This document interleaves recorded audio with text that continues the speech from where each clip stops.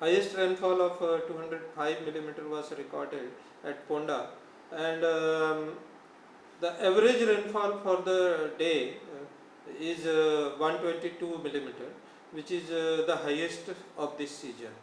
So the rainfall was due to offshore trough.